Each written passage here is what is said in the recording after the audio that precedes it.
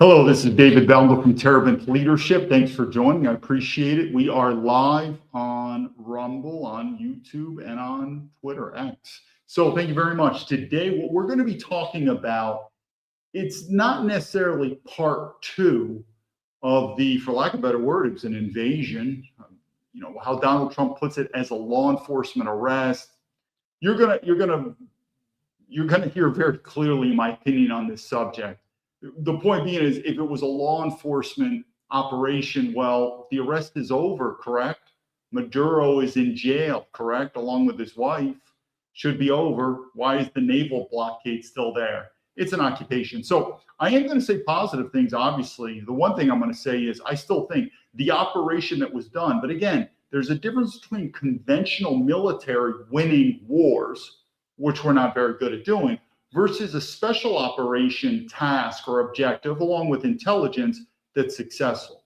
For instance, I'm not going to say they're one-on-one. I would put this operation in Venezuela a little higher, but the SEAL Team 6 with Osama bin Laden, very successful. And we'll see a little video on that. Did we win the war?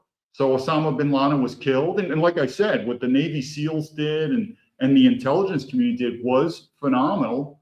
But again, that's not winning wars, and it really didn't go to anything. So I do see a lot of Americans, sort of like the football, they feel like they won the football game. Again, it was an unbelievably successful intelligence special operations mission. I guess it was called law enforcement. Again, this is where I'm going to get into the American empire. Unbelievable. Did we win the war? Did we? And that's technically shouldn't even be a war. It was a law enforcement operation. But I think you get my point. Very successful intelligence special operation mission, but that's not how we win wars, and it's going to go down the tubes anyway. Gonk, I see you there. Good to see you on there. So what we're going to do is we're going to watch a lot of videos, short videos here, and I'm going to stay in that small screen and comment. And the videos are going to sort of walk you through what's happening. And what do I feel it's happening? Well, the same thing that I predict. What is happening is the American empire, and that's what it's become now, is getting at that verge of do or die. It's getting, and so no empire wants to die. So what do? They double down, and they double down on many things like military conquest and law. So, and they're going to see some videos here that go into it, but to a lot of the MAGA people out there, and trust me, this doesn't mean my negative criticism of Trump doesn't mean now I'm looking at the liberals or the Democrats. They're not going to. Meaning, sooner or later, Americans are going to be like me, where they're going to realize this system's not going to work. Meaning, Republicans and Democrats, it's not going to work.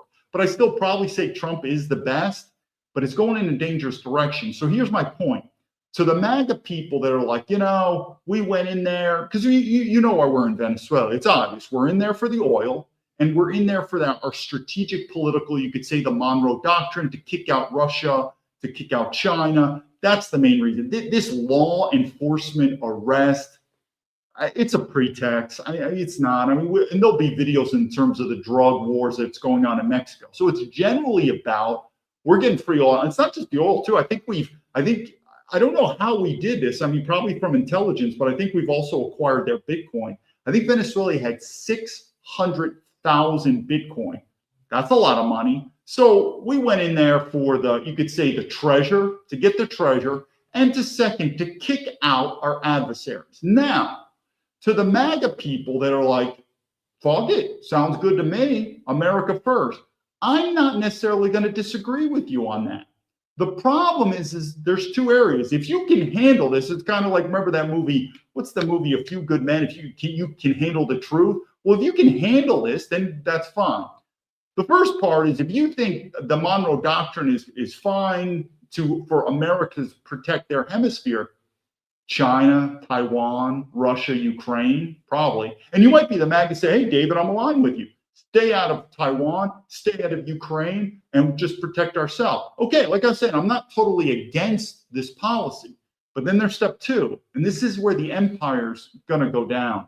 And we're going to see where it's going. We didn't really elect Trump to take over the world per se. And I know that might be a stretch, but if America, the empire, looks at international law or whatever they have to do to survive. They'll do anything overseas. They're going to do that domestically. You know that. Meaning the Constitution, it's weird. When I was in the FBI, when we would study the target countries, obviously Russia, China, North Korea, Iran, the enemies. And I was indoctrinated with this, which I'm not saying is false, but there's a flip side. We'll get to the video in a second. Let me just say this so I can kind of unwrap what this is about. And obviously, the intelligence community instructed us that these are evil regimes, which again, I don't understand the whole thing, China. I mean, all these, again, if I was working for Boeing and Amazon, if I said China's the enemy, I'd be fired. I mean, if China's the enemy, then why are we doing business with them? Different subject, but let's keep going on. It's for the money. So the doctrination was these are evil regimes, and these regimes will do anything to stay in power. They don't have morals, they don't have ethics in terms of their survival. Their survival is number one, and they will do anything, illegal, immoral, whatever. So it did sound like, man, these are evil regimes. In North Korea, they'll do whatever they got to do to survive. But if you look at America, and I would probably say the same thing when I look at West Point and the FBI and the CIA, well, I'd say about 1950s, 1960s, 1970s, America won World War II. We killed the Germans, we killed the Japanese, and it was the baby boom. Why was one of the reasons that the baby boom generation was the baby boom? Because people had a lot of money. They made a lot of kids, meaning it could be possibly the high time, which goes back to that saying, good times make weak men. The baby boom generation. I'm not impressed with Generation X at all, but I think the baby boom generation probably one of the worst. So anyway, America was doing good times. And what do I mean by that when I compare that with these evil regimes? Well, it's kind of like friendships. When food is in your stomach, you got money, everything's safe, everything's good, people are friendly, follow the rules, the system's working, everyone's happy.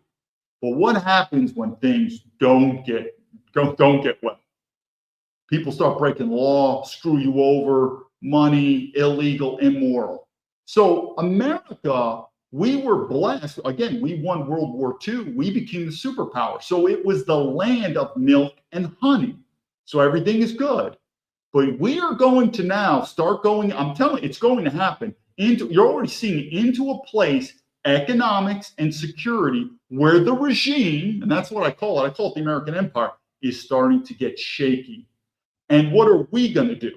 We don't care about laws anymore, morals and ethics. So if you're MAGA, be very careful when you say, well, I don't care about overseas, if we do immoral acts and illegal acts. And I've said that before. Like for the FBI, I was very loose on how the FBI dealt with foreign nationals. But I was very strict in my view of how we should legally and morally deal with U.S. citizens. So I get that in a way. If MAGA are like, hey, when we're dealing with foreign countries overseas, screw it. Okay, but just be careful, because that same type of ideology, and it's going to happen. This is look at me as an American, it's going to happen in America. And what do I mean by that?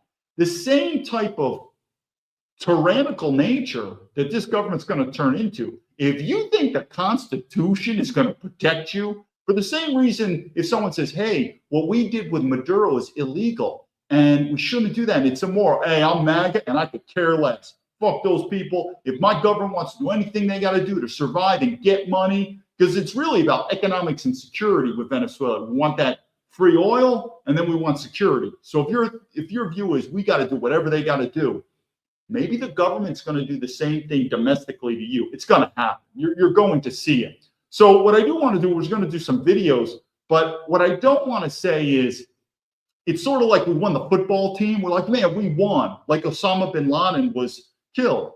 Phenomenal intelligence operation on the Navy SEALs and here on Delta. But I think the old phrase in the military, you could win the battle. That doesn't mean you win the war. So it was a phenomenal operation, and Trump deserves credit, but it's more a show of force to basically say, hey, we're America and we got a bigger dick than you. And what do I keep saying too? And you'll see in the videos. I've said this, I wrote this in my book. I do believe China is a growing threat. I've said that.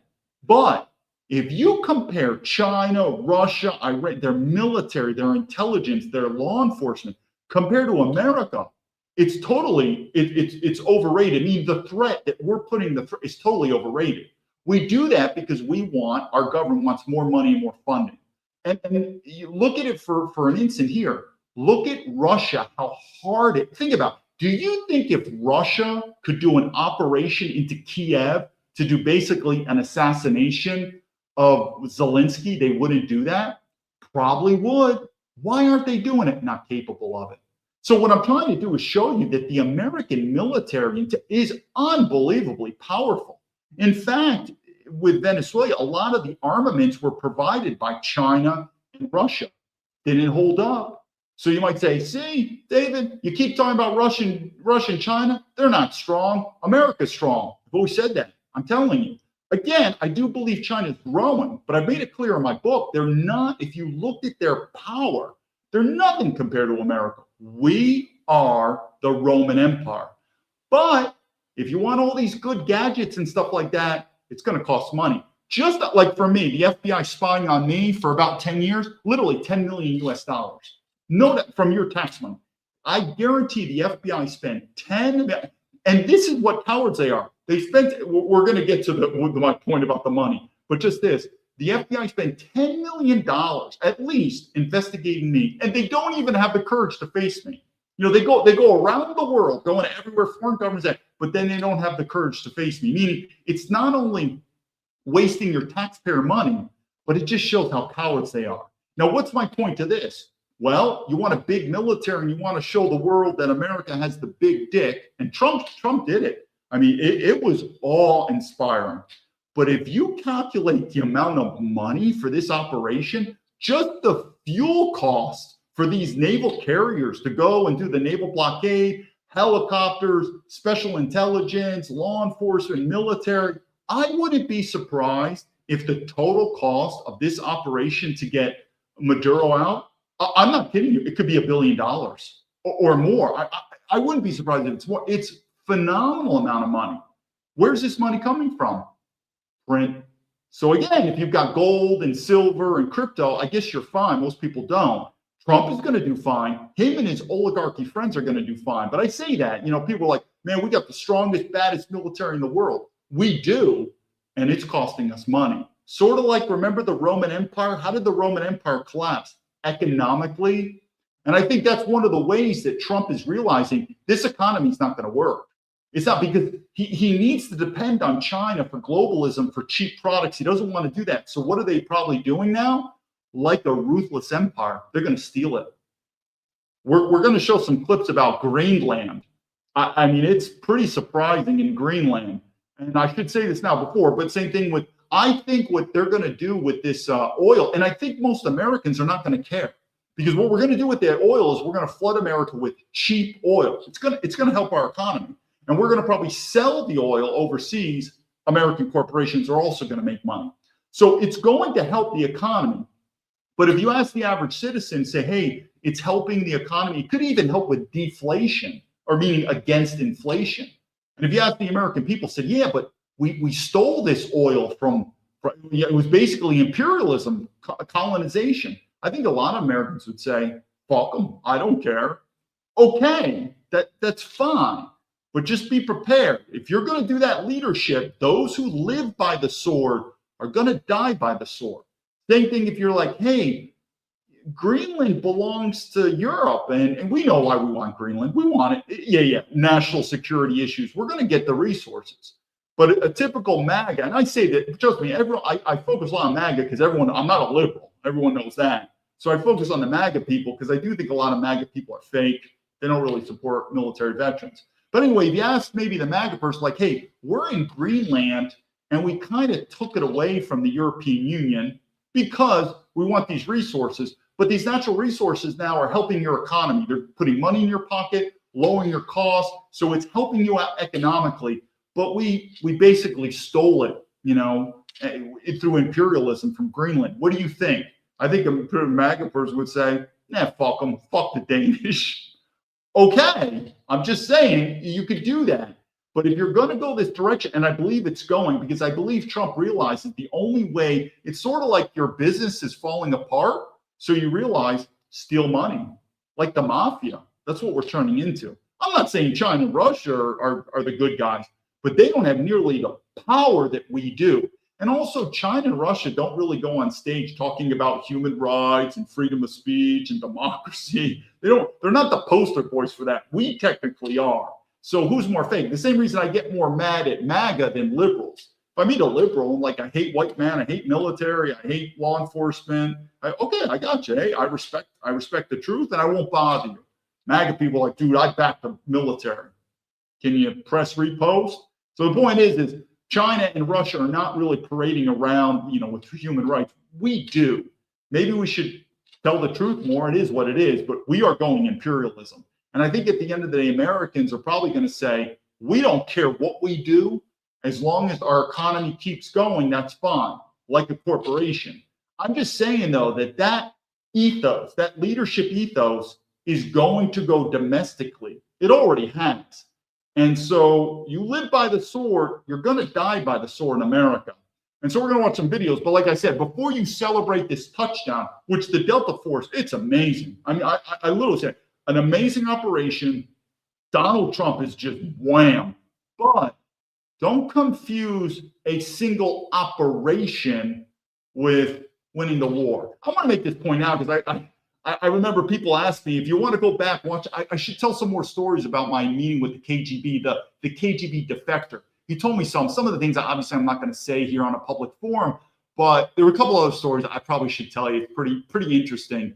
And one of the ways I'm going to tell you about this is this operation. I don't think the video goes into it, but obviously the CIA and the FBI were doing intelligence operations to get, obviously, human intelligence assets to locate Maduro and everything like that.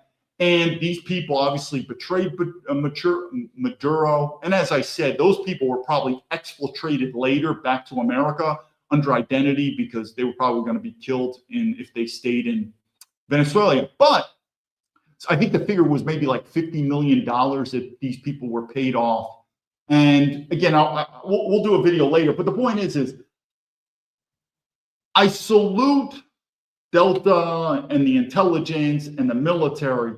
But if you see the amount of mass and money is put into it, it's pretty easy. Like I said, it's kind of like doing intelligence operation. Think of intelligence like sales. Very simple. Picking up girls. You're a guy. We try to pick up women. Picture a guy that if I said, you can't use any money to pick up women, whatever, date, try to romance, have sex with them, can't use any money. Another guy, I said, here's millions of dollars. I mean, basically, you could almost buy prostitutes. The point being is our pockets in the intelligence world. So, sometimes that I've said too, when you have so much money to give your assets recruiting, well, of course, it's just easier to do. So, when we say, God, look at the intelligence community is so sophisticated, think about it. $50 million, particularly for someone in South America.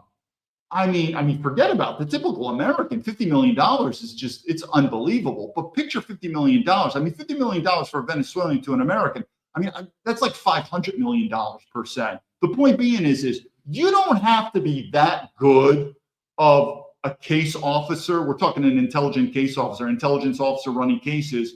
When you've got 50 million plus in the bag multiple times to buy assets versus trying to do these operations on a low budget. The same thing with the military. So I don't want to go into it. It's still an absolute success for Donald Trump in that particular mission. But don't forget it, people. That's a lot of taxpayer money coming. And what do I keep saying? If you don't own assets, you're done. And guess who owns assets? Well, Trump and the billionaires and the stock markets, the upper class, because the dollar is going to inflate. But we'll see. But I do think the free oil from Venezuela, the free resources from Greenland, maybe that's Trump's plan to help the economy out, is basically steal it. And like I said, I don't think many Americans, I don't think they'll care. But you got to be careful. When you stop not caring about this and that and this in terms of morality, it's going to come back to you. We're going to start watching the videos. Let me just see some comments on here. I see Shane here. Shane, I read about your case yesterday. It's fucking crazy online. They really put the scumbag behavior online. China cares more about the American. Yeah, what happened to me, side notes, I hope you're doing well. Thanks a lot, Shane. I appreciate it. It's been well over. Oh, yeah. And again, I think the difference between me and a lot of Americans is one is, living overseas. And I keep saying, particularly about China, it just sounds so retarded when Americans say China is the enemy for a couple reasons. One, why are you calling China the enemy when you buy their products? That money is going to the Chinese government. Don't you think you should stop buying Chinese products? It's tough when we're a globalist corporation because we don't have any morals. It's all about money. Two, don't you think American globalist corporations, or we'll just say American companies, don't you think they should decouple from America? I wrote it in my Twitter about Elon Musk when he talked about evil dictators. Elon Musk is fully invested in China. Don't you think Elon Musk should say, I will not do business with an evil dictator of China, and I'm now pulling out all my business from China? Don't you think that is how it should be? And like I said, if I was, when I'm working for the American corporations in China, if I would have said Boeing or Amazon, I think China's the enemy, I'd be fired on the spot. So the only reason why China is very difficult to understand and say Russia's not, we're not really making money off Russia. We don't buy Russian products. American corporations are really not in Russia. There's not a money angle. So who cares? China, there is. And that's why you're going to see Trump talk very differently about China, because he's a CEO and he wants money. And you just can't blow China off. China's a very different power. And there's some other videos we'll do later. Let's start watching these videos to go into it. First, we'll give a little credit to this operation go into it. And I say it's a phenomenal operation. But don't fool yourself. We scored a major touchdown. That's not winning the football game. I mean, remember, I lived through the Iraq War in the military, obviously also in the FBI, also Afghanistan. I've seen this picture play out, and you're going to see the videos. Let's already start so we can go through this. And so the first one we're going to do is we're going to do just a little bit. This is the positive, a little bit what happened.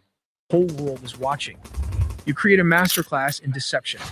The CIA set the stage with a single building as bait and filled the sky with 150 aircraft to create a deafening sonic shield for the helicopters to drop Delta forces.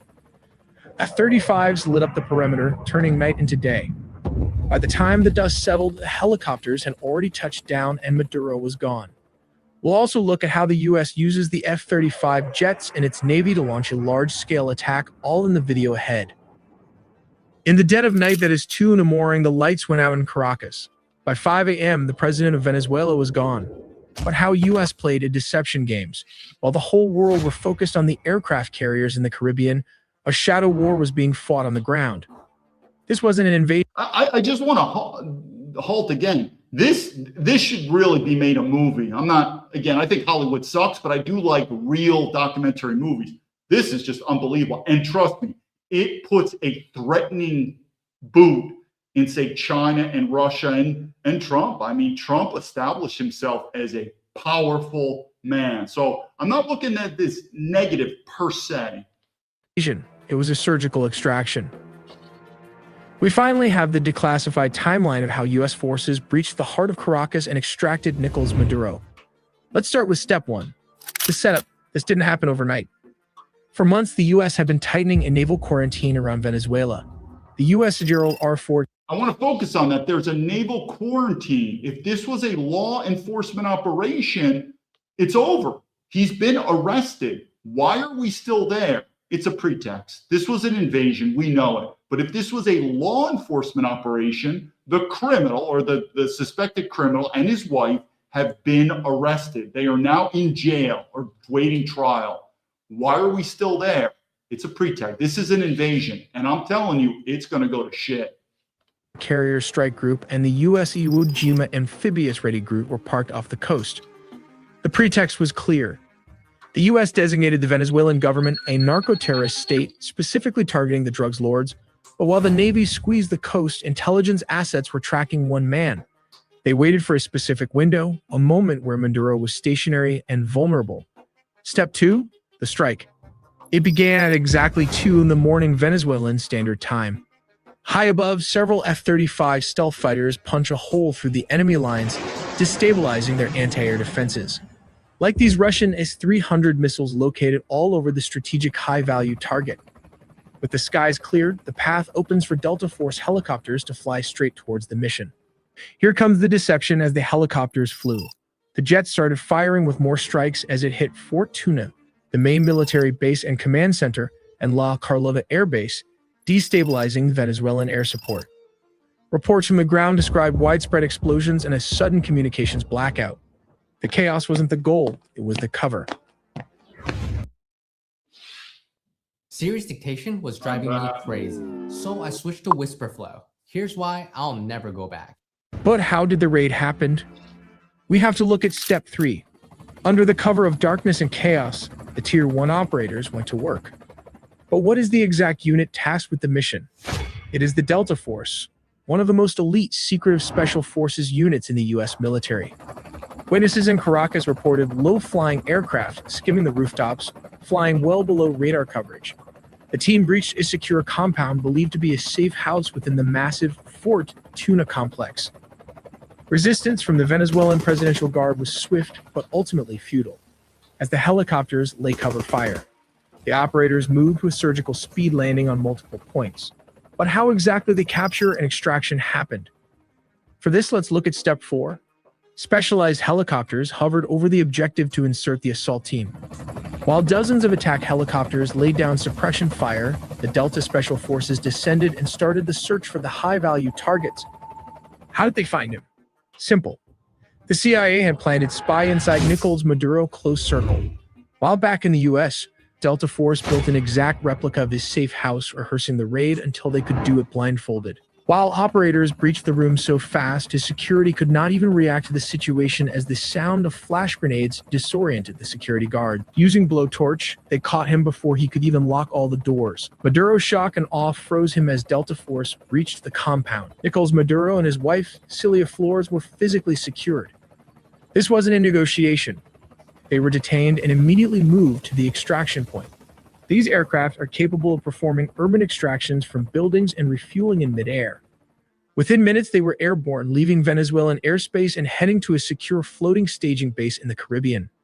This Operation Southern Spirit. So again, as you see, the importance of having naval forces. In fact, I talked about it before about the Army-Navy football game. This is a good example where you have Army Delta, Army Apache working with Navy together. But without a strong Navy, this access could never be. So it's amazing how much time, money, and effort we spent. Phenomenal operation, but we have a huge military to be able to do this. Has changed the geopolitical map of South America overnight. But wait, before after the extractions, there were reports of F-35 jets also leading the tip of the spear for the attack. We'll look how the United States used F-35 jets instead of F-16s for operations in Venezuela, because this is a well-organized and militarized Venezuela has positioned advanced Russian S-300 missile systems, Chinese radar networks, integrated. So again, the Chinese and the Russian systems didn't, at least seemingly, they did not hold up. So what's my point? Who has the superior military? Both said it's the Americans. Russian air defenses and Shahed drones along its borders. This creates a highly lethal and challenging environment that older S-16s would struggle to survive. As stated, around 150 aircrafts and a massive 8 U.S. destroyers were stationed there. It also has 3 amphibious aircraft carrier and surveillance plane to turn it into a massive command and control juggernaut capable of overcoming a modern military's air defenses. Signals a readiness to counter Venezuela's entire air defense network if necessary. But why Venezuela Air Force failed to intercept? As of 2025, Venezuela's fighter jet fleet consists mainly of approximately 21 Sukhoi Su-30 multirole fighters delivered by Russia between 2006 and 2008. Which now form the backbone. So again, phenomenal operation, but it's like a heavyweight boxer fighting against a lightweight. So, relax. It's like a Delta Force guy going up against the Taliban in sandals. I'm not taking away their credit, but we do have to look at the facts here of the different entities are just not even comparable. On their combat air power. Additionally, they maintain about 5 operational F-16 Fighting Falcons from an older batch, including 3 single-seat S-16As and 2 two-seat S-16Vs. These F-16s are aging and suffer from limited maintenance and part support due to U.S. sanctions, although they have been supplemented with Israeli upgrades. I think that's good. Let me go to this one right here and do it quick. The United States used more than 150 American aircraft, including bombers, fighter jets, and surveillance planes. Before this operation, U.S. forces formally created a replica of Maduro's hideout and conducted rehearsals for several weeks. This mission was so secret that even the U.S. Congress was kept unaware of it. Meanwhile, inside Venezuela, U.S. intelligence agencies were closely monitoring every movement of Nicolas Maduro. Everything was being noted: where Maduro slept, what he ate, what he wore, and even what kind of pets he had. On Friday night at 22:46 U.S. time, President Donald Trump gave approval for the operation. After that, the operation was launched simultaneously from the air, land, and sea. In this operation, more than 150 American aircraft were used. These aircraft attacked all Venezuelan military bases and rendered them ineffective. All right, To arrest Maduro, the United... So what I want to do is to give you a bit. Okay, it was a great operation. We didn't win the war. But let's just go to something here. I don't know, remember with the day 2012. Remember this celebration? What I'm trying to do is relax, Americans, MAGA. It is true. What Donald Trump did, it could be a movie made out of that single operation, but it's going to have bad karma. It's going to have what's called blowback in the intelligence community. But we've walked down this path before. What do I mean by that? Well, take a look at this video and you'll know exactly what I mean.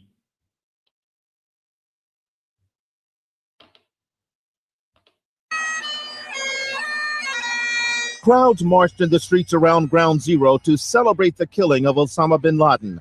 Among them, Army Captain Patrick Dowdell, just back from Afghanistan. I'm proud of the guys that were willing to go out there and take care of business. It didn't take long for news to spread after President Obama's statement late last night. Let me say to the...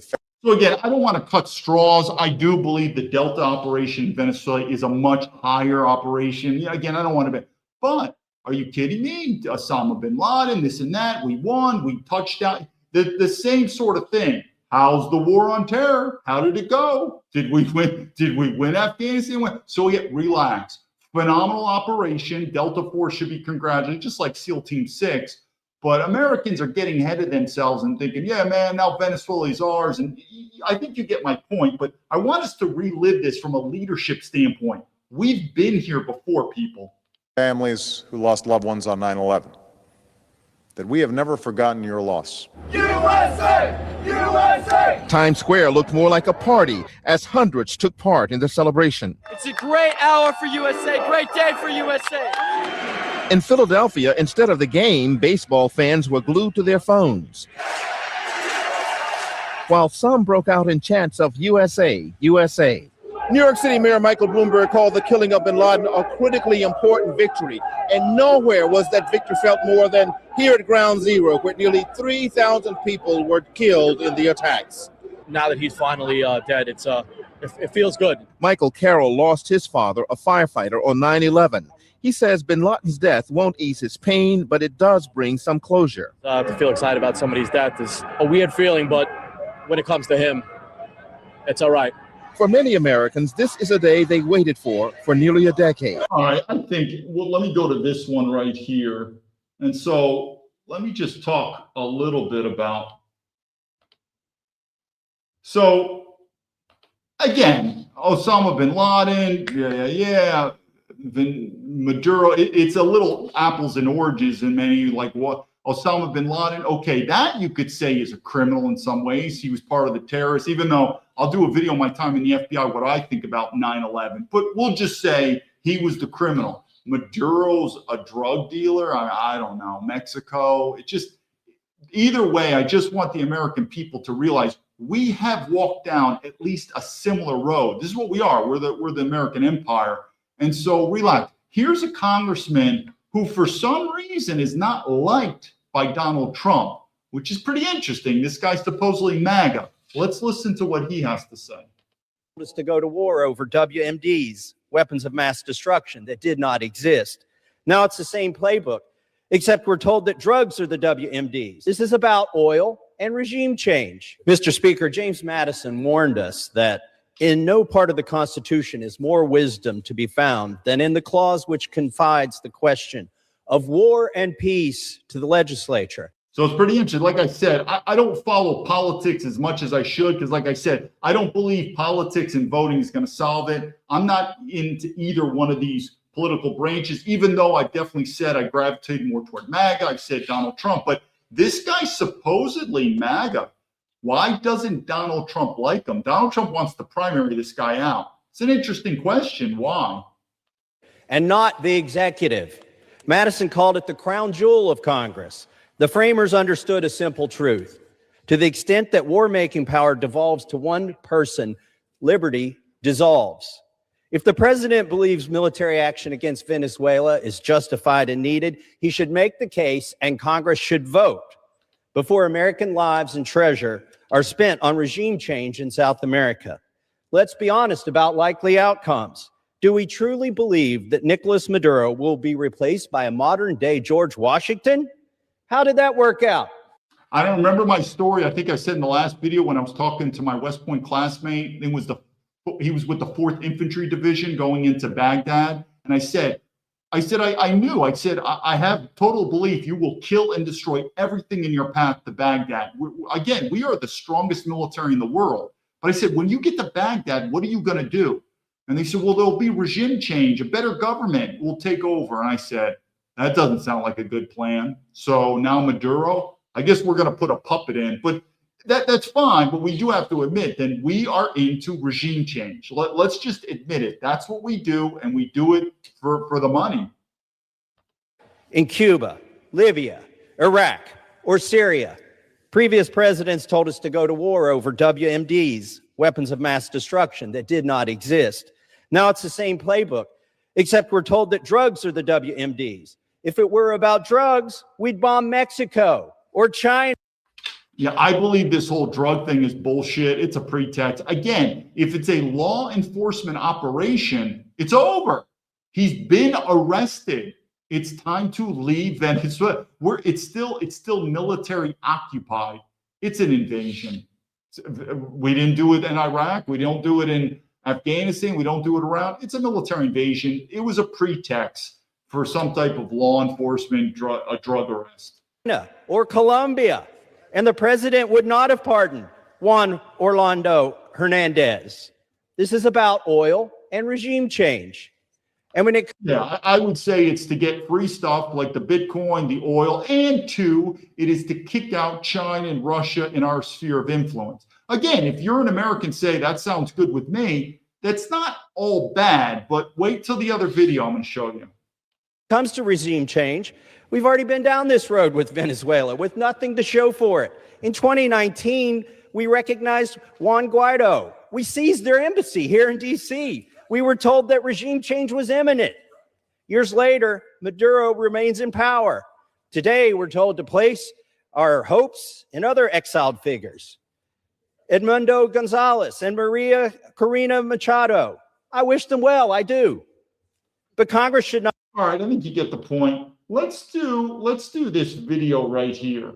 And the reason why I'm playing this video is to really show the Americans that what this person says, and I think he's good friends with Pete Hegseth, which we get, but what he says is not inaccurate. He's correct. But I'm telling you, before you hear this, to any MAGA person, because it's usually MAGA, like I said, it's not like I'm against MAGA, but I view MAGA or the nationalists as my audience. If you're far left, I told you, if you're far left, you're really not my enemy, even though you might think you are. But anyway, I'm just saying what this person's about to say is not inaccurate. However, if you play by the sword, you better be prepared to die by the sword. Let's hear what he says. Truth. There is no such thing as international law. It's a papered over fiction to give some powers power and deny it to other nations. The truth is what rules the world and has ruled humanity is the law of the jungle. It is power. It is leverage. And the United States maintains preeminent power in this world. There is no illegality to this intervention. Now, I understand skepticism from both the left and the right after years of nation building in places like Iraq or Afghanistan. But those type of democracy building, nation changing regimes were doomed to fail because we are not supposed to be a democracy exporting machine. We are not here to simply serve eternal principles for the rest of humanity. Our government, when we elect, we changed, though, meaning I'm not saying he's wrong, but that's not what we've been preaching. What I'm trying to show you is we are changing in America. This is not what we preached, even though maybe we preached it as a lie and we did other stuff. But this is going to turn mainstream, and it's going to show you. We'll finish it. Let them talk. And pay for with our taxes is designed to serve Americans first. And that remains the question. Not for us to be isolationists, but for us to do things beyond our borders that continue to serve the interests of Americans. There was a time when conquest was celebrated for God, for King, for glory, for Americans. There's no such thing as stolen land. There's no such thing as international law. There is only such thing as conquest. And if it serves Americans, then so be it. We rule the jungle. We are the lion. Here's the cold, honest truth. Okay, let me do the next video will be interesting. Let me do that. This is a guy who's never served in the military, by the way. And now let me go back to this, my bad. This guy never served in the military anyway. And he's like, you take what you get. And I'm like, and I'd like to say, I'm going to take your wife and I'm going to fuck her right in front of you. And I'm going to kill your kids in front of you. What I'm saying is be careful, Americans. Be very careful. I'm not saying what he's saying is wrong at the essence of humanity, because where is a cruel evil? You've heard it. Nature can be cruel. But if we're going to go into that, we got to be very careful, because he also says we do what we got to do for Americans. Who's an American, buddy? Who's an American? You got to be very careful. So what I'm telling you is, and I keep saying, you're going to see things you've never seen before, and it's going to get dangerous. And I say again, my advice, I've said many times, you better think about leaving America, number one. You better be thinking about hunkering down in America or Canada, in a rural, off-grid country environment, self-reliant, or you better start forming your home base, and it ain't going to be Washington, D.C. federal politics. It's going to be state politics. But you are about to start seeing dog world. And this guy who's never served in the military, who works as a yuppie, probably former lawyer, now he's on Fox News anchor, he with his faggoty suit, kind of like, remember Jack Nicholson with your faggoty lawyer suit? Remember he said that to Tom Cruise? I'm not going to listen to this little faggot. I'm going to fucking throw him in the gutter and I'm going to rape his wife in front of him. If this is what we're going to play, I'm just saying we got to be careful with this. So again, it's very difficult. Leadership, in many ways, you're looking at the humanity of man. It's very complex. So there is a dog-eat-dog world attitude within us. And what's happening is, as the American empire starts collapsing, you are going to start seeing the best way to, well, it's not a good example, it's sort of example. It's the first thing I came up to. Anyone who's been in the military, who's been to these very difficult court, like think Ranger School, BUDS for SEALs. I can think of other, you can even say like boxing, like in the fight. But when pressure and pressure and pressure comes to the human being, you're tired, you're hungry, you're cold, you're misery, you're getting beat up, whatever you want to say, the real raw nature comes out. When everything's good, some people are fake, right? Be like, hi, how are you? And people are fake. But when things get rough, same thing to your friend. You'll know who your real friends are when things get rough. I'm telling you, this empire is going to start shaking and shaking and shaking. The good thing is you're going to start seeing truth. Just like me. Hey, man, we support military veterans. We back military veterans. Hello? The blocking me. Look at that piece of shit, Dan Bongino, who blocks me on Twitter. Why would he block me on Twitter? If he blocks me on Twitter, it's probably no reason why he wouldn't, when he was deputy director, to ignore me. But you're starting to see stuff that doesn't make sense. The empire going down. But like I said, what he said on there, in many ways, I'm not disagreeing with him, but I'm telling you, you better sharpen your sword. If you want to start going in this dog-eat-dog world, I think a lot of America, it's going to get bad. So, yeah, Bongino's a piece of shit. Like I said, I say it all the time, but One thing that 99% of Secret Service agents have, they all have a rejection letter from the FBI. I truly believe people that get high levels like him in these influencers like Fox, it is, you have to pass a gatekeeper. I cannot believe how much censorship I have. Meaning, just like Benny the Bagel Jew Shapiro, I believe that if you're a really high level influencer, it's very difficult to get there unless you pass through the gatekeeper, which means there's no free speech. Whereas if you are an influencer that has nothing to do with politics or leadership, like you're the #1 YouTube show on baking, right? My show's on baking, on hunting, on sports, nothing about religion, politics, leadership, because that all affects the government. But if you're just like, whatever, I've got the #1 baking channel, that might be pure competence. But if you think you're going to get like political influencer, I think you have to pass go. So I think Dan Bongino, something happened where he got the attaboy for Fox, and then it went on or something. But these people are a piece of shit, because like I tell you something, our freedom of speech is a joke. And you're going to start seeing, as the empire, just like me, as you've been attacked and I've been attacked, your feelings are going to come out. And that's why I'm like, hey, David, what do you think about Dan Bongino? He's a piece of shit, and I'll break his fucking jaw if I see him. I mean, something like that. Why? Because you're going to start seeing society start falling apart, and people are going to be pissed off. You don't think so? Now if he's willing to admit he's wrong, I'm willing to go back, but you don't do that, what he did. But we'll go on to it. But I'm telling you, this empire is going down. Now we're going to show you about Donald Trump. My view on Donald Trump is still the same. I don't see anyone better than him. But what have I always said? He's not the answer. He's turning more and more into, what did I keep saying? This globalist corporate CEO, running the company, running the corporation, the country like a CEO. Now he's saying some stuff, and you can tell some MAGA people are just all into Trump. They'll just do whatever he does. What do I keep saying about leadership? You got to follow principles. Not necessarily follow the person, follow the principles. But what Donald Trump is saying here, and a lot of MAGA people are like, hell yeah, you live by the sword, you'll die by it. You better be prepared. But let's hear what Donald Trump has to say with this. This is not necessarily what I elected, but we'll see how this stuff goes. So this is Donald Trump here. And I was a little bit, let me put on here. A little bit. So this is just recently it's happened. 1 second. Let's see what he has to say. India also is full. Mexico has to get their act together. We need Greenland.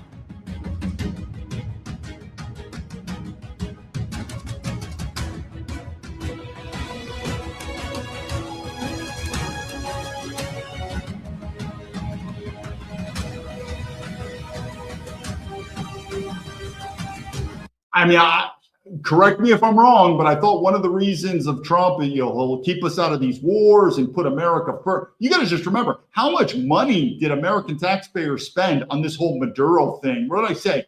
$1 billion?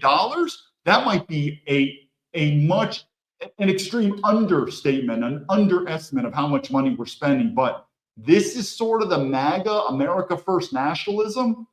I don't know. He sounds like he's acting like these similar warmongering former presidents.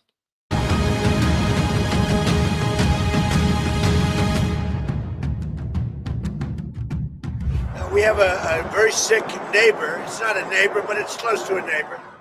And that's Venezuela. It's very sick. Colombia is very sick, too, run by a sick man who likes making cocaine and selling it to the United States. And he's not going to be doing it very long, let me tell you. What does that mean? He's not going to be doing it very long. He's not doing it very long. He has cocaine mills and cocaine factories. He's not going to be doing it very long. So there will be an operation by the U.S. and it sounds good to me. Secretary Rubio mentioned. You know why? Because they kill a lot of people. Yeah. Secretary Rubio mentioned Cuba yesterday in his remarks. Does the U.S. have a plan to do something? Well, Cuba always survived because of Venezuela. Now they won't have that money coming in. They won't have the income coming in. You know, a lot of Cubans were killed yesterday. You know that. A lot of Cubans were killed. Do you know how many? The bodyguards. No, they're looking. But there was a lot of death on the other side. No death on our side. but there was a lot of death on the other side, unfortunately. But a lot of Cubans were killed yesterday trying to protect him. There's been protesters killed in Iran. You said we were locked and Let's loaded, speed this up. Let me ready get to to the go. part. What is It's hurting Russia very bad. The sanctions. Oh, yeah. So this bill would allow. And India also. Here's something too. This guy, Lindsey Graham, look where he's positioned and how much speaking that he's doing for President Trump. I was surprised. I didn't realize Lindsey Graham was in President Trump's circle as much as this. I thought they didn't get along, but as you know, Lindsey Graham isn't a fan of mine, or I'm not a fan of his. Yes, sir. So he put a 25% tariff on India for buying Russian oil. I was at the Indian ambassador's house about a month ago, and all he wanted to talk about is how they're buying less Russian oil. Would you tell the president to relieve the tariff? This stuff works. So I'm hoping we'll bring the bill up, and it's from 0 to 500. He picks the number. Nobody else does. But if you're buying cheap Russian oil, keeping Putin's war machine going, we're trying to give the president the ability to make that a hard choice by tariffs. I really do believe that what he did with India is the chief reason India is now buying substantially. So again, we're looking at Russia as they can't take Ukraine, even though Ukraine is in their sphere of influence, but Venezuela is in our sphere of influence. We'll do it. I think a lot of times is, again, live by the sword. If you're big and you can do it, you'll do it. But you're going to find there's going to be more and more hypocrisy in our policy. But if we're the big dog and we got the big guns and the big gold, doesn't really matter then. And this is where the laws of nature take charge. Less Russian oil. So I hope we pass this bill soon. And after this, they wanted to make me happy, basically. He wanted to. Modi's a very good man. Yes, he's a good guy. He knew I was not happy, and it was important to make me happy. They do trade, and we can raise tariffs on them very quickly, and it would be people are very afraid bad of that. for them. You have to do something with Mexico. Mexico has to get their act together because they're pouring through Mexico, and we're going to have to do something. We'd love Mexico to do it. They're capable of doing it. But unfortunately, the cartels are very strong in Mexico. I remember one time you actually, speaking of Mexico, I asked you about Claudia Sheinbaum, and you told me at one point you had offered. I'm a little afraid. The cartels are running Mexico. Whether you like it or not, it's not nice to say. But the cartels are running Mexico. I will say this about Greenland. We need. Okay, so we're going to get a little bit into Greenland. Interesting. This is part of NATO or European allies, but this is pretty interesting. And he's talked about it before months ago about this. Greenland, from a national security situation, it's so strategic. Right now, Greenland is covered with Russian and Chinese ships all over the place. We need Greenland from the standpoint of national security. And Denmark is not going to be able to do it, I can tell you. You know what Denmark did recently to boost up security in Greenland? They added one more dog sled. It's true. They thought that was a great move. What would the justification be for a plane to Greenland? I don't want to talk about Greenland now. I just say this. We need Greenland from the standpoint of national security. And the European Union needs us to have it, and they know that. Okay, so let's just do that. We're new other videos. Now, again, there could be MAGA people that say, we want Greenland. Again, it's for the resources. We want it. We're going to take it. And fuck Denmark. Fuck the Europeans. Again, it's a dog-eat-dog world. But you do have to admit, we've changed, though. This wasn't, democracy, international allies. We could go that way. But I'm just saying, you got to be careful. At the end of the day, what do I think about Trump's policy? Because at the end of the day, if you really look at core leadership, in almost the cruelty of leadership, sometimes might makes right. If you win, you win. But what's the game plan then for Trump? Maybe destroy China, destroy Russia. It's kind of like, remember that board game Risk to conquer the world? I guess so. We just want to maybe a little bit more. And maybe he's hiding it because he's like, I'm the commander in chief. I don't need to tell you what my strategy is. I know, but the American people voted for you. We have soldiers that might die for you. We would like a little bit of it. What is your foreign policy? What are we doing?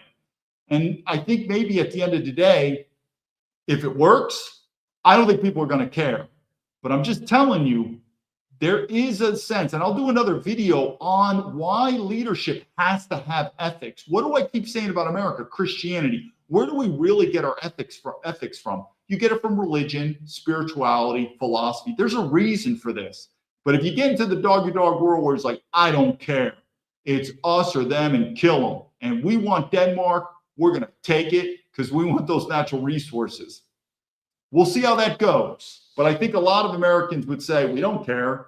You hear that a lot. I don't care. We don't care. They don't care about them. We'll see. But what I would say, Shane, I'll read your comment. But what I would say is this now we're going to go to the Europeans. And in some ways, I like Trump doing this because my time in NATO, so I served in NATO and I lived in Europe. And I have to admit, if you're a European, particularly a Western European, my view to you is we Americans, white Americans, we come from Europe. We are Europeans. Our forefathers come from Europe.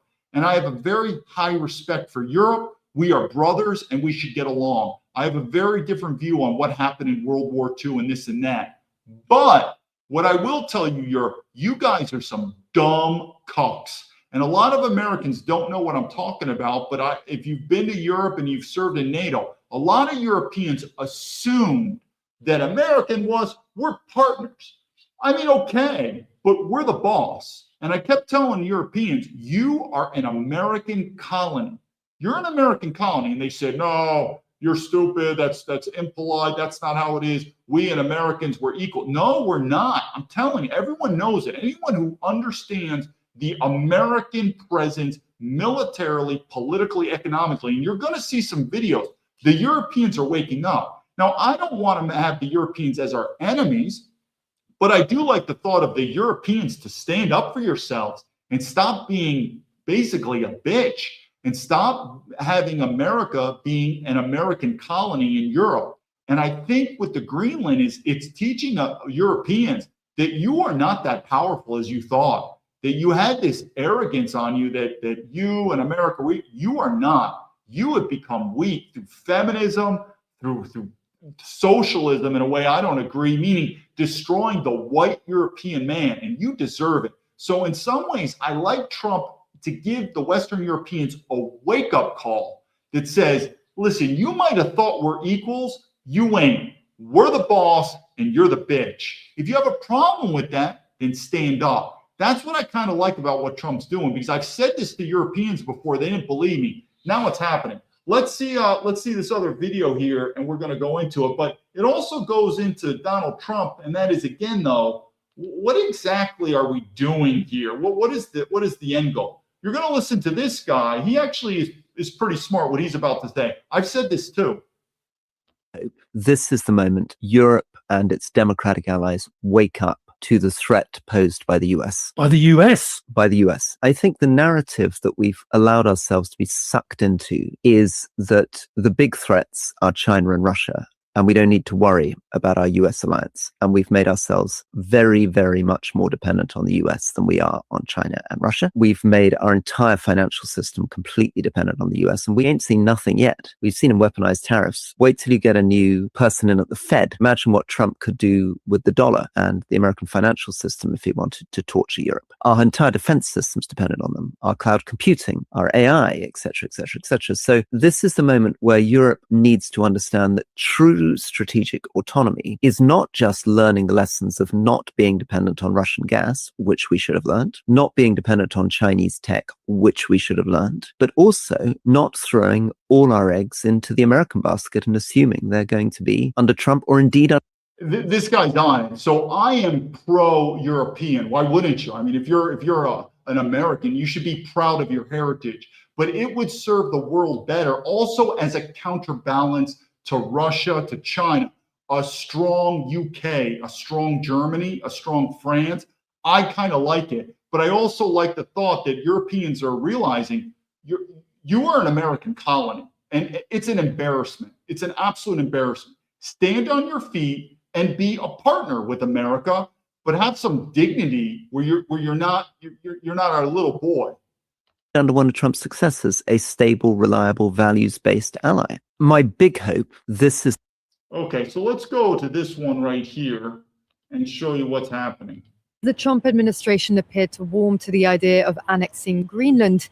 The Danish Prime Minister sharpened her rhetoric.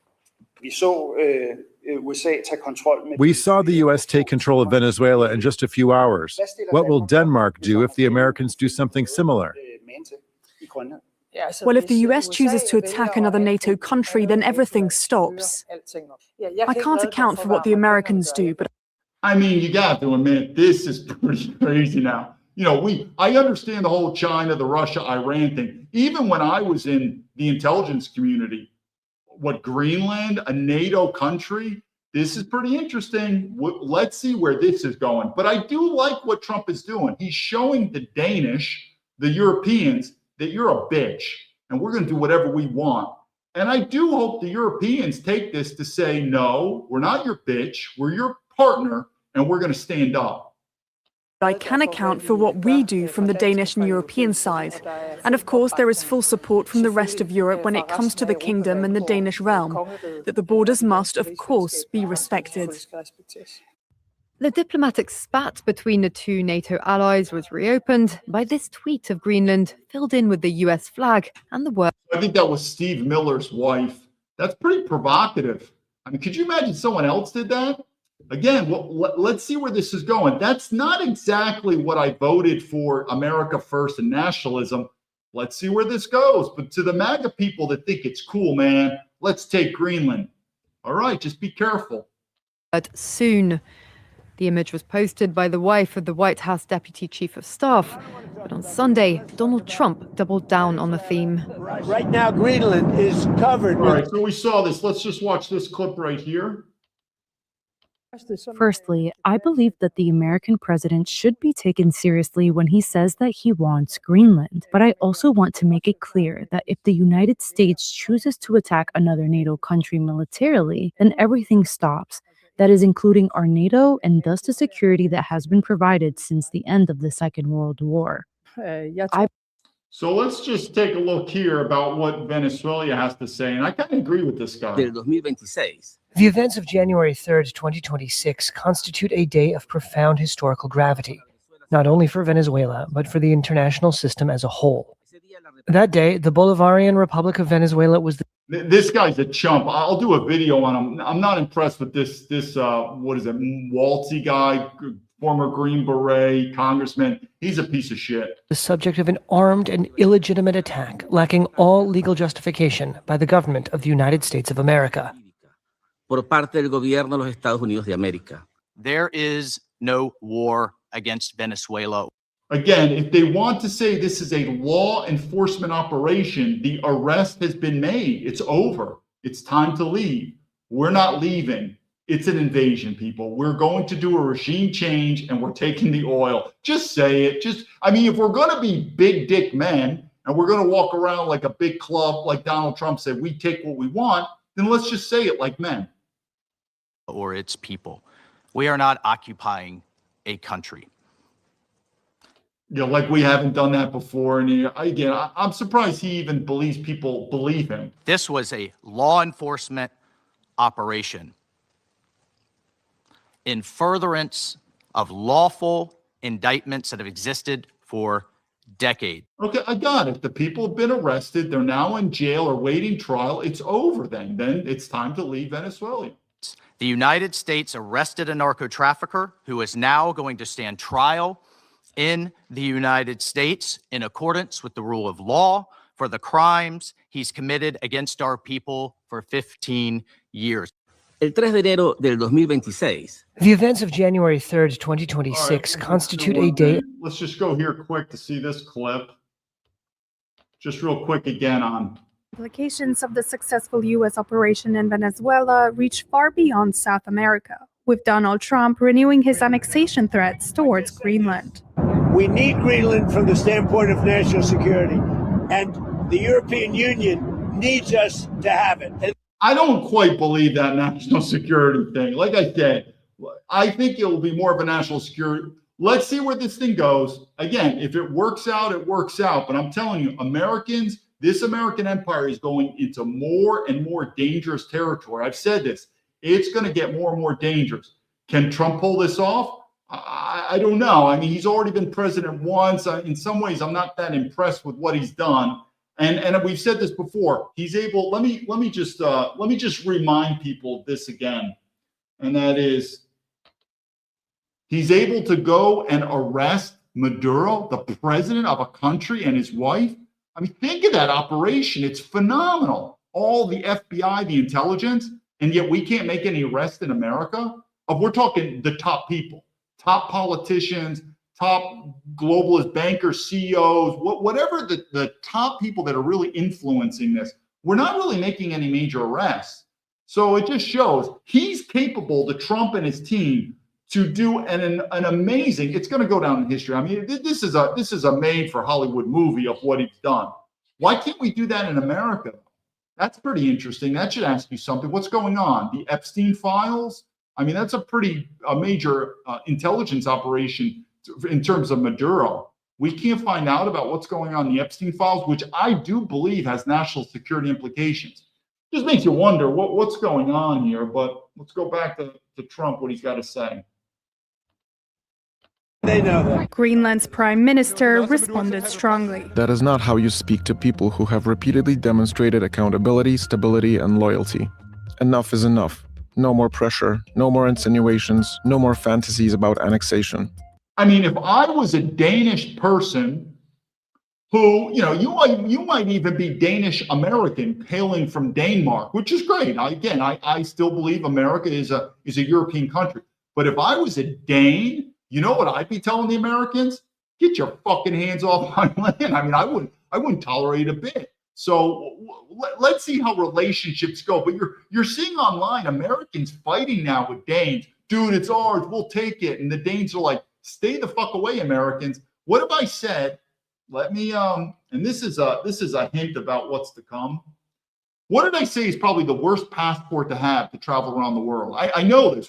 From intelligence too.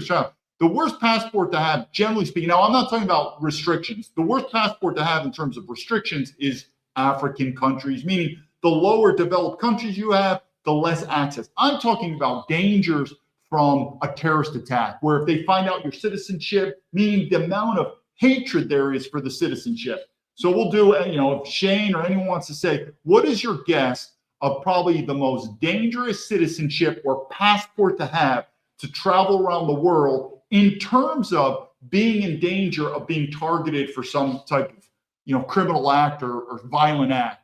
Anyone can guess what is probably the number one dangerous passport? I'll tell you the number one and the number two. I'll tell you right now. So the number one is Israel.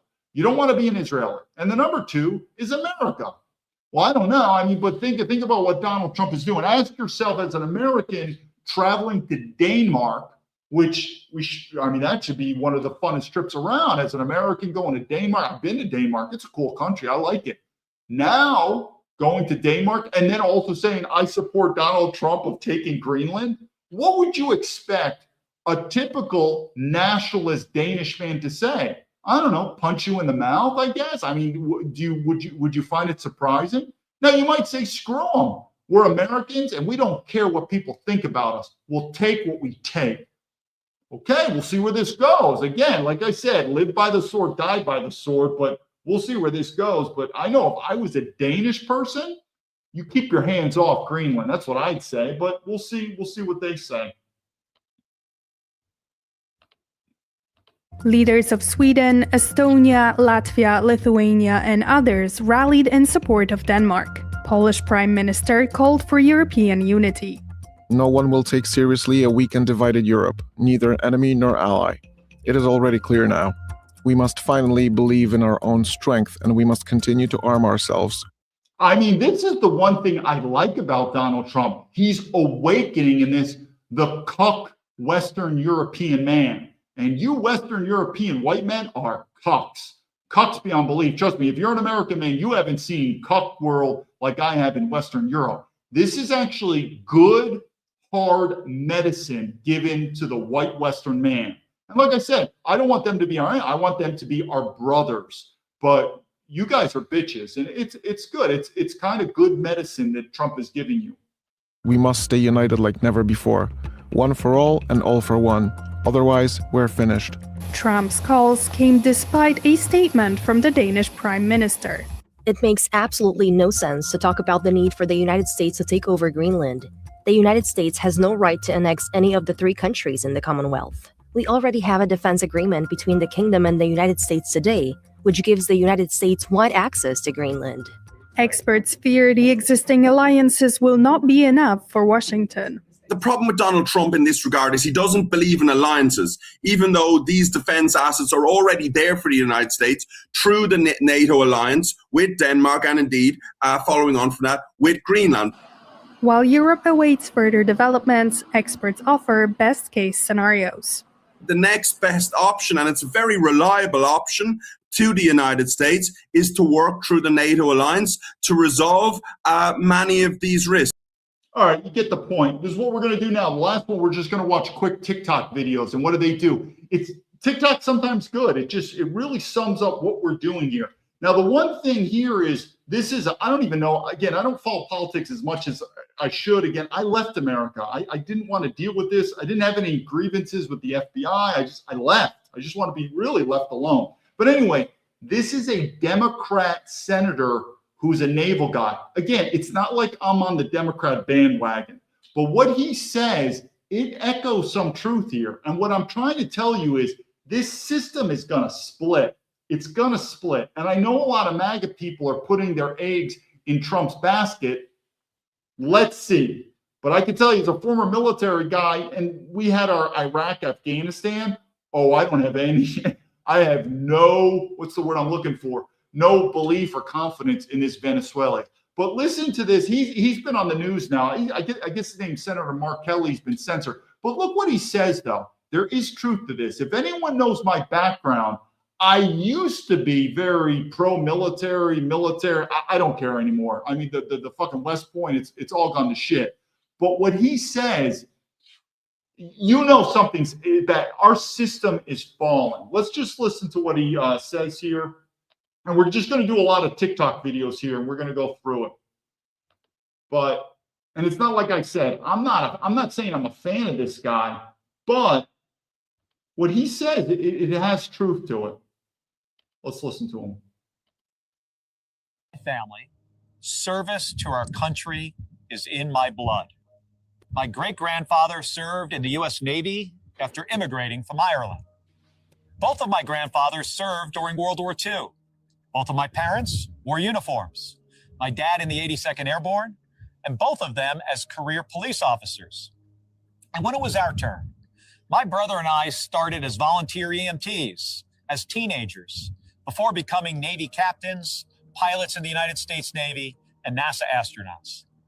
Donald Trump, he deferred the draft 5 times. Like I said, I'm not saying I'm going for the Democrats at all. I'm done with politics. But make it known, when this economy goes to shit or whatever, Donald Trump and his rich kids and family, they're going to be eating steak and lobster in Mar-a-Lago. Meaning, Donald Trump, I like him, but he's not my ideal candidate for the leader of America. And I've said the best is yet to come. I'm not saying I like this guy, Mark Kelly. I don't know much about him. But there is something we have to start asking questions about Donald Trump. And like I said, let's see how this American empire goes. Because he had bone spurs. Look, not everyone has to serve in our military. I get that. But when you're gonna question my patriotism and lecture me about... This is also why I'm pissed off. I'm a military veteran, American citizen, and I'm not welcome back in this country. You got illegals coming in. I'm on the FBI terrorist watch list. Those faggot FBI little cocks go behind my back and talk and destroy my reputation, destroy my career, put me on a terrorist watch list, and they don't even have the balls to talk with me. There is a growing element that I'm telling you, we have shit on military veterans. And I agree, we work for the military industrial complex. I agree. I didn't know that then. I admit it now. But I'm telling you, there is a anger that's growing. And the thought that Donald Trump and his administration, most of them never served in the military, the way I'm being treated, if I am an anomaly, so be it. I'm a road bump. I'm nothing. If I'm not, and there's more people in America like me, I'm telling you, guns and ammo are coming. Because just like these little faggoty Foxman says, this is the laws of the jungle, I will slice that motherfucker up. These little fuckers don't understand how much anger is building in that raw American man. And I don't even think Donald Trump understands what type of bronco this country is becoming. And it might buck him off. We'll see where this goes, but there's a bit of rage that, I'm not saying rage, but you can tell anger from this military veteran here. I got it too. I got a lot of anger. This country, what was the title of my book? Patriots Betrayed. There is a betrayal that's going on. And I'm not exactly ready to pin my hopes on a guy like Donald Trump, but I have said I can't think of a better politician. But let's see where this rodeo is going to take us. Duty to this country and threaten me with a court-martial? 4 generations of service to this country earns me the right to speak. You know, I can't believe I've been censored. I see on social media, I see whores, prostitutions, bullshit. I see foreigners. Remember, I'll tell you what I was censored on TikTok for, I know, but I don't really have a problem on TikTok. It's Chinese. But Americans, these American social, they censor me, these motherfuckers. The amount of rage, and how many military veterans have come to my aid? Not much. So that's what I'm saying. If you're like, hey, David, I really don't have respect for military veterans. I don't either. So it's in a very gray gray area on what's happening in the country. And that's why I say all arrows are pointing to this system is going to fall. 5 deferments earns nothing. I've got a question for you. How many generations of Donald Trump's family have served in the military? 0. Now, for me and my family, service to our country. Let me go to the next one here.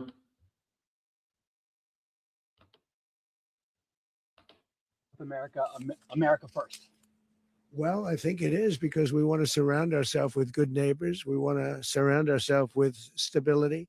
We want to surround ourselves with energy. We have tremendous energy in that country. It's very important that we protect it.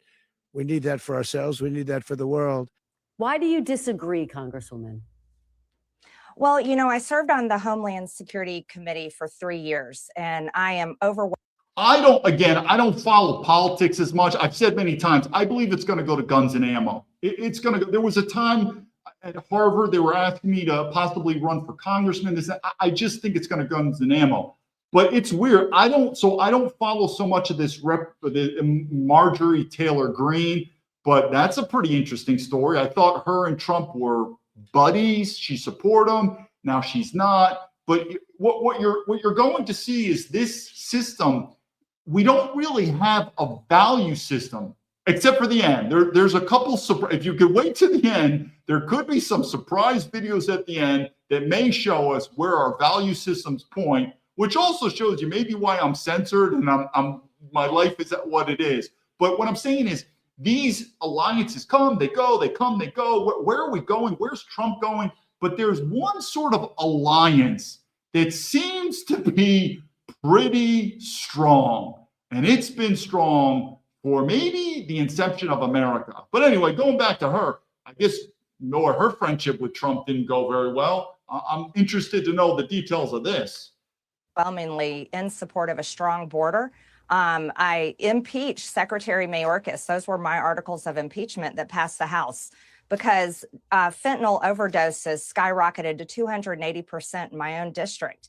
And the majority of American fentanyl overdoses and deaths come from Mexico. Those are the Mexican cartels that are killing Americans. And so my pushback here is, if this was really about narco-terrorists and about protecting Americans from cartels and drugs being brought into America, the Trump administration would be attacking the Mexican cartel. She's right. And that's where we're going to go to this one real quick here. Stay with me. It was bullshit.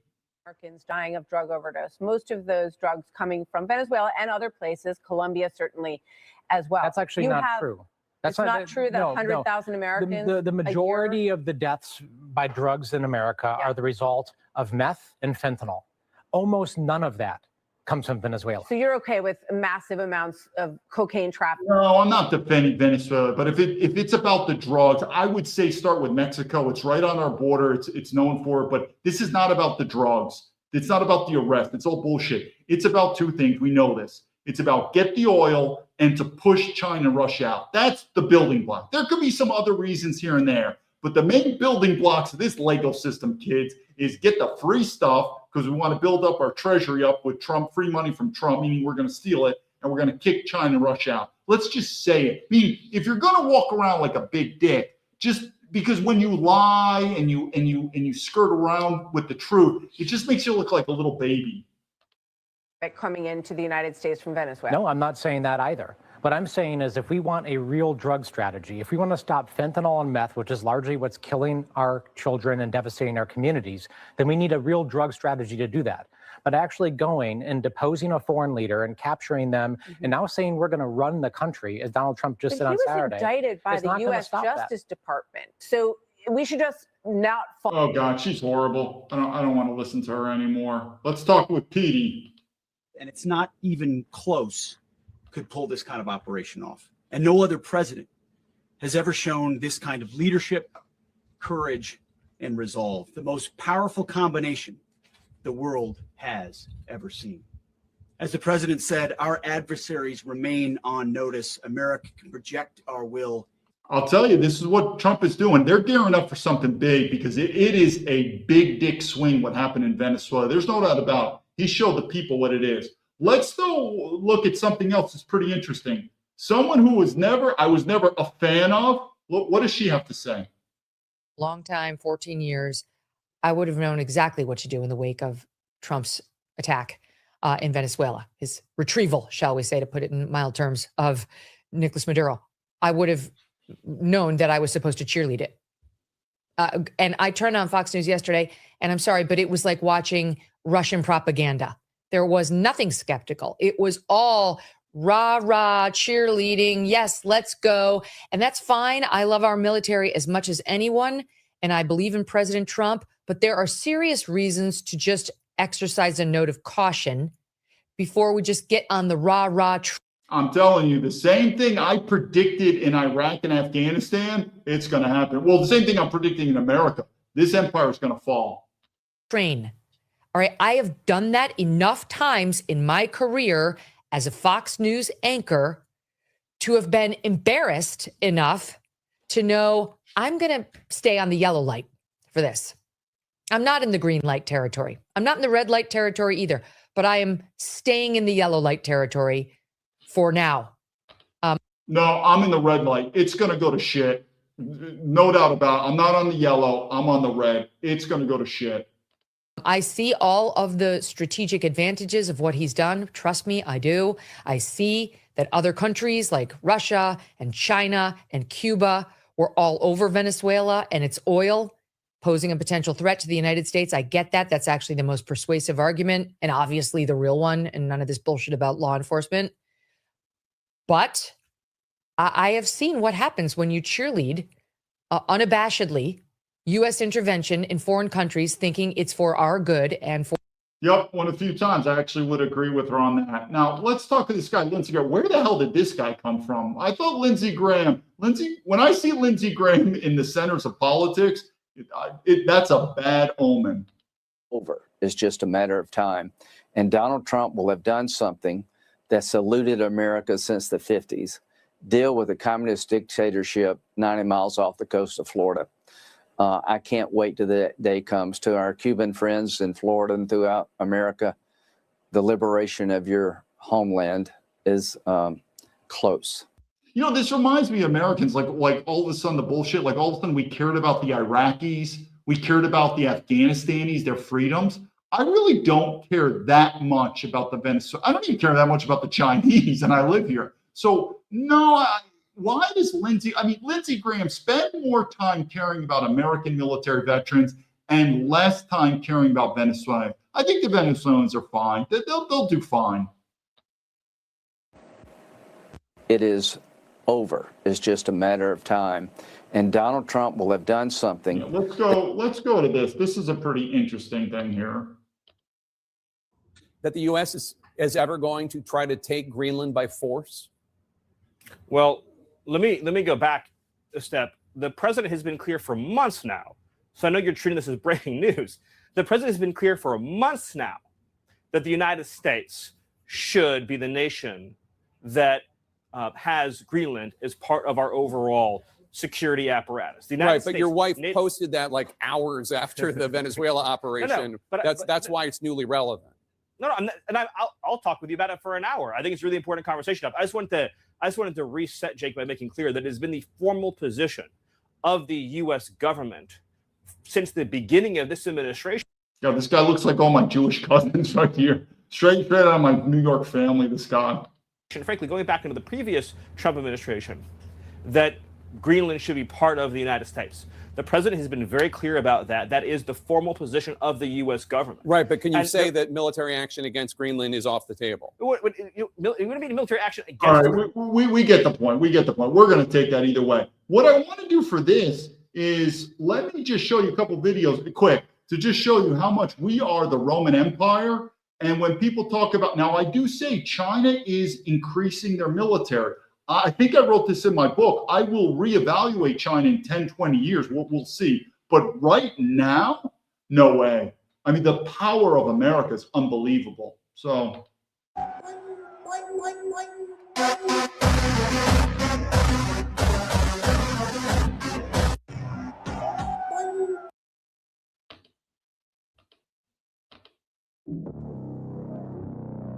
Russians, I think what the Russians supposedly should have done by now.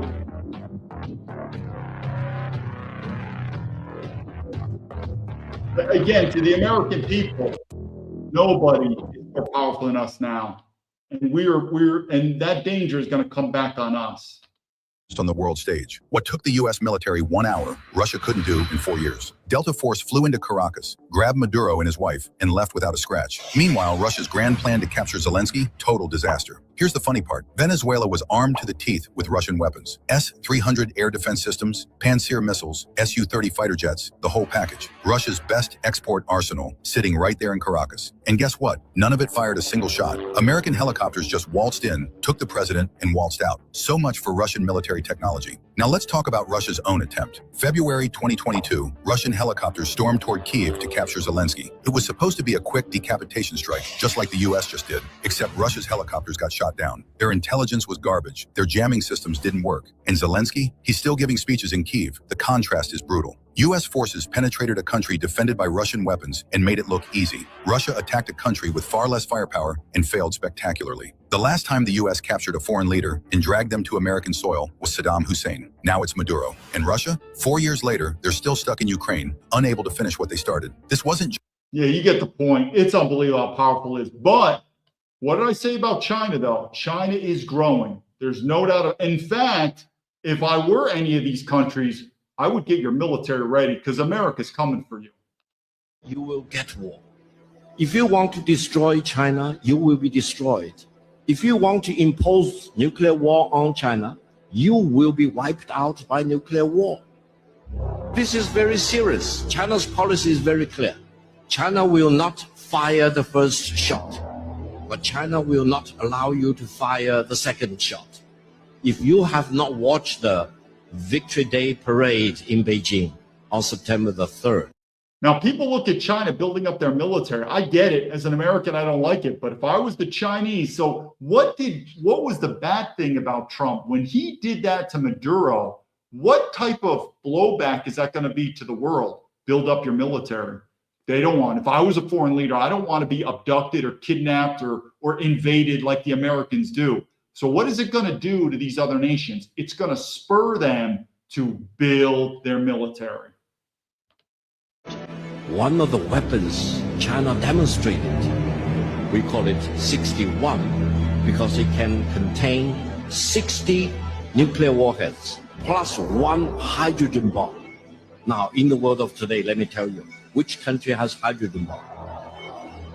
China is the only country with hydrogen bomb. And that ICBM can cover every corner of the world in less than 20 minutes and destroy any target in any corner of the world without any possibility of being intercepted.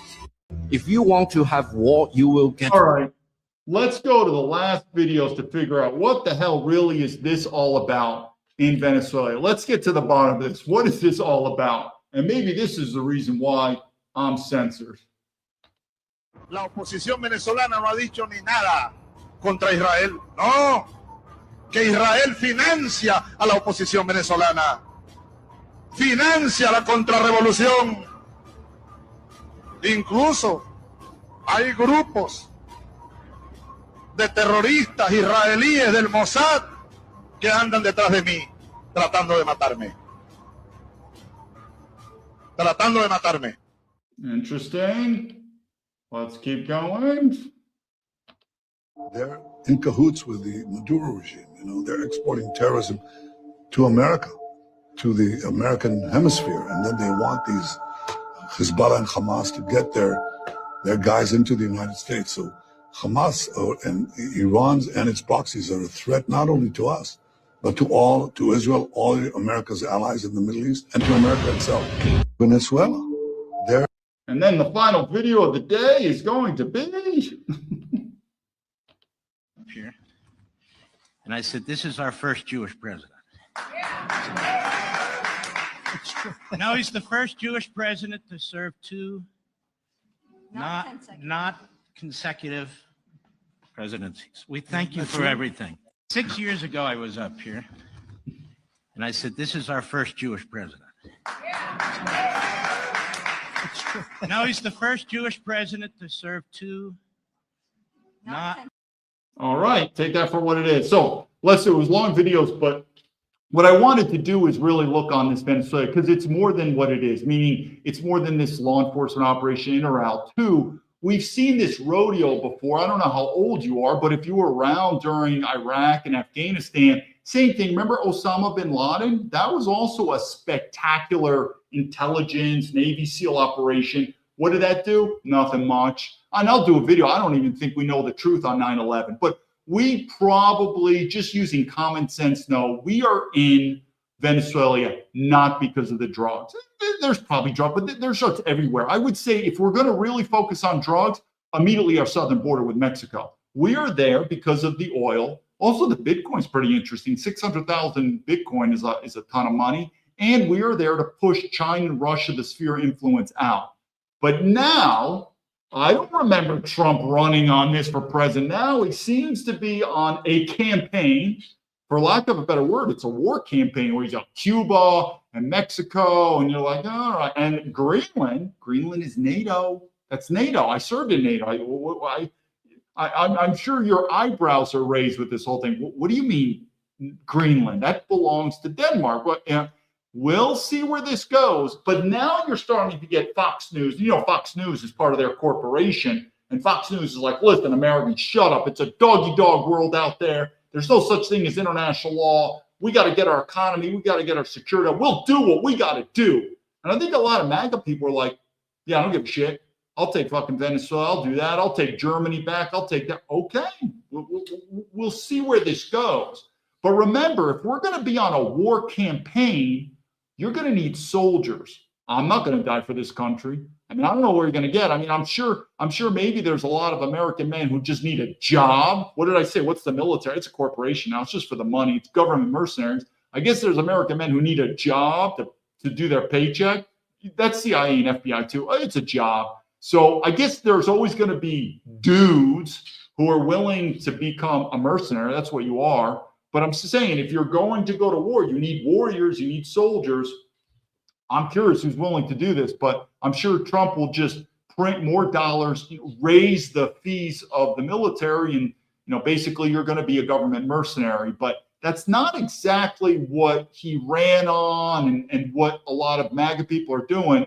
But I think at the end of the day, for economic reasons or from other reasons being pulled, but Trump, like I said, I still believe he's the most nationalist politician that I could think of, but he's not acting in a nationalist way. And I think a lot of MAGA people are like, who cares? Or a lot of dumb MAGA people. It's like watching a football game. Sam Bell is like, yeah, man, we went in there, we got Maduro, we fucking did it and went. Yeah, it's like, okay, cool, man, cool. And we spend billions of dollars doing that, your taxpayer money, and I hope you enjoyed it. What are we doing? What's the end goal? Because again, if you really think that was a law enforcement operation, you're a moron. Because if it is, then it's over. The arrest is complete. It's over. It's time to leave. We're not leaving, people. That's ours. Same thing with Iraq and Afghanistan. And how did we do in Iraq and Afghanistan? Not very good. We'll see where this goes. I'll do some final comments. I'm looking on here. Gank, it's all about Israel. Can't seem to argue. We'll see with that. But I'll tell you that. Talk about a foreboding topic in America. The Jews, Israel, man, that is a hot topic. Can't talk about. Shane, by the way, I saw I'm German. I'm Ashkenazi too. Oh, don't say you're an Ashkenazi. Don't say. You know, people say all the time, they say Ashkenazi Jews aren't real Jews. They're like Khazarians. You know what I say? I don't know. Free speech. Let's figure it out. But man, that's a hot topic with the Jews. You say that, they get very offended. Do I really know? I don't technically know. You know, I mean, I grew up as you're an Ashkenazi Jew and that, but some people say you're not really a Jew, you're Karzai. Okay. How can we find out the truth in life? Free speech, right? How can we find out about the truth of World War II? Free speech is a good step. 9/11, free speech. You know, does anyone not agree that there is more and more of an attack on the First Amendment, free speech? Well, then it's hard to get to know what the truth is. But that's my first thing is if you want to find the truth, free speech, probably a good thing. So Shane, you're a kike. Hope you're okay with that. Everyone, Shane's a kike. You maybe one do just like my cousins. Yeah, my cousins do look like that guy Steve Miller. Geez, they look just like Stevie. Trump's kids aren't gonna. Yeah, Trump's kids are gonna be eating steak and lobster when everyone else is. Again, Trump has that feel, and I'm surprised there's more not biographies. Maybe there is. I don't know about it, but he has got this feel of a CEO that he will step on you in a heartbeat. If it works, if the country does better, you know, it's kind of like, all right, let him be. But what he's doing on this war campaign, let's see how this goes. Let's see how this economy goes. So like I said, he's been in president already once. He's been now in office second term a year. What do I think? Can anyone say the Epstein list? Remember Maduro? Total success. The Epstein list? It's like crickets. Hello? Anyone? It's just very strange. That's all we're saying. Bo Spurs, I'm looking through the comments here. Free speech is dead. Yeah, candidates too. That's another thing too. You cucks in the Western Europe where Trump, yeah, free speech is dead. This is what I do like about Trump is doing to Denmark. And I told this to the Western Europeans. You guys are cucks. And I've said this many times, you are an American colony. They would laugh at me. They're like, you're stupid. You're ridiculous. We are not I said, you're an American colony. So now Trump is putting pressure on them. I guarantee they don't know what to do, but they need to drink the hard medicine, Western Europeans, and they need to start building themselves up and becoming a sovereign nation. Germany is absolutely occupied. When I was stationed in Germany, it's an American colony. It is time for the Germans to become an independent country. Let me just see any mod. Yeah, the weight of the cash in their pockets. All right, everyone. This is today's episode. Like I said, looking at it again is think of the time, how old you are. Go back with Osama bin Laden, the Navy SEALs. You know, wow. How did we do in Iraq? How did we do in Afghanistan? Not very good. Very similar things. Venezuela is a bit of a different country. It's still going to go to shit. We know that. Let's just say the truth. We know it's about the oil. It's about the Western Hemisphere to protect it. That also includes Greenland. Now we're going to go into Cuba. Now we're going to go into Mexico.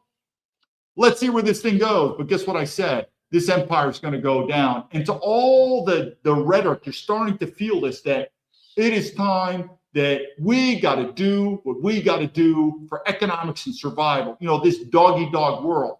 Okay, you live by the sword, you die by the sword. Let's see how this thing goes, because it could be very dangerous. And like I said, you're going to start seeing things you've never been done before, and things are going to get dangerous in America. Give it time. I have no doubt we're going to see it because we're splitting apart. Until then, I appreciate everyone's time. Appreciate your support. Click like if you can. Send this out. Thank you so much, David Baumblatt from Terrapin Leadership, telling the Patriots, lead to victory.